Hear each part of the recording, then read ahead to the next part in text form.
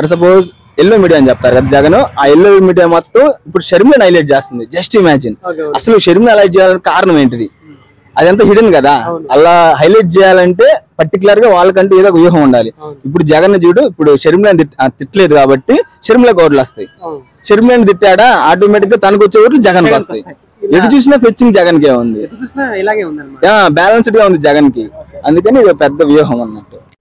జగన్ కి నెక్స్ట్ 150 సీట్లు వచ్చినాయి అనమాట. ఒకవేళ ఇప్పుడు జగన్ ఇక్కడ నిలబడతాడు, మేబీ ఇప్పుడు జగన్ కి ఎన్ని సీట్లు రావచ్చు అనుకుంటారు?